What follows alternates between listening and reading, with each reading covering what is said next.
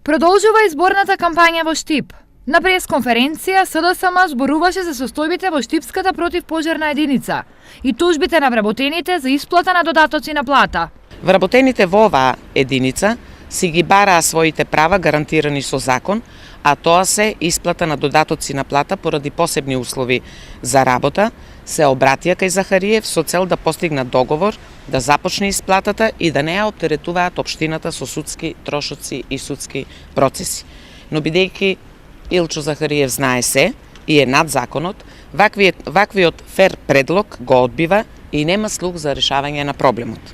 Следуваат тужби од вработените и однесувањето на Захариев во прв наврат ја чини општината околу 100.000 евра.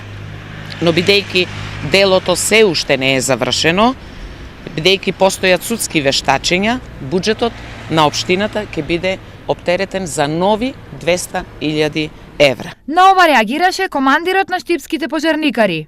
Значи, општината работи согласно законот, се уште не се утврдени неправилности во исплатата, ќе има утврдување од судските вештачења и надлежните институции ќе утврдат дали има неправилности во исплатата на вработените во територијалната противпожарна единица Штип. Кандидатот за градоначалник Благој Бочварски со порака до Захариев и општинската администрација. До градоначалникот пораката е следна: да престане со притисоци и со уцени врз вработените во општина Штип, дека ќе бидат избркани од работа доколку се промени локалната власт.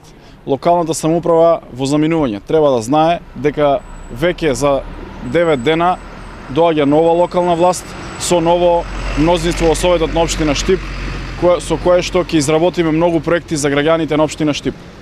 До вработените на општина Штип сакам да испратам пораката дека на никој влакно нема да му фали и го повикам градоначалникот да престане да ги малтретира луѓето и да им се заканува дека доколку не гласаат за него ќе бидат избркани од работа. Веќе имаме еден случај кога еден вработен е избркан од работа пред само неколку дена и за тоа ќе бидат поднесени соодветни пријави за оној кој што го направил ова, тоа е градоначалникот на општина Штип. Што се однесува до тоа дали некој ќе ја напушти општината, единствениот кој што ќе ја напушти општината Илчо Захариев, кој што на 29 завршува со неговата работа овде во оваа зграда и во општина Штип. Сите останати на мене ми се потребни и заедно со сите останати вработени и со многу други луѓе кои што ќе дадат придонес надвор од општината, ќе направиме се за овој град да биде вистински центар на Источна Македонија. Одговор следуваше од општина Штип. Законите важат за сите, па и за споменатото лице кое речиси еден месец не доаѓал на работното место.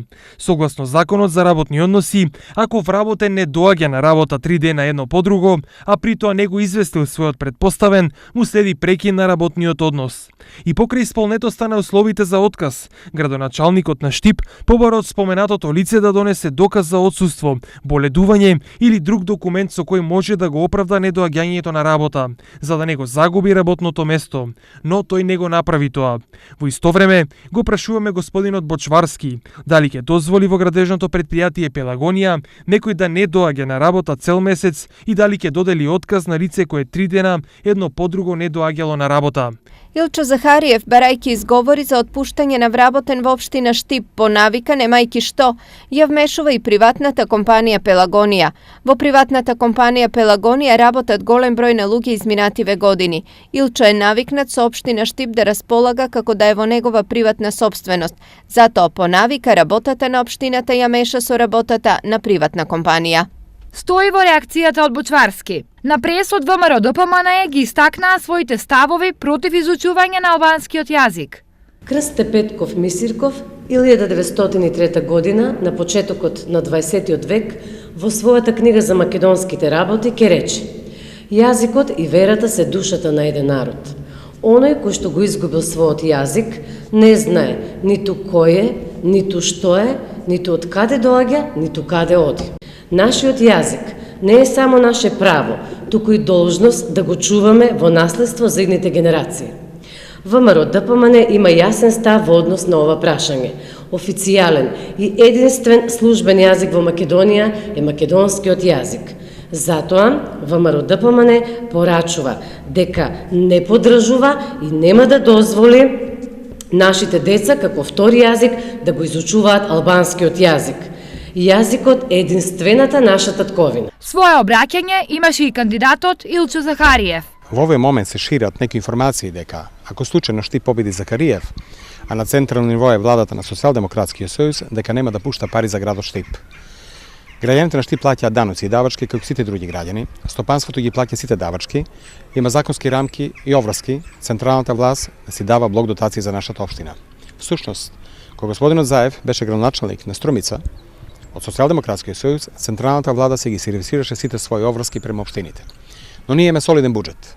Направивме одлична финансиска дисциплина во нашиот град, граѓаните се лојални, го плаќаат данокот и ние им вративме на граѓаните со 450 проекти. Во наредниот период воведуваме една новина. Нашите ученици од прво до пето оделение ќе добиваат бесплатен оброк кој ќе го плаќа и сервисира целосно општина Штип.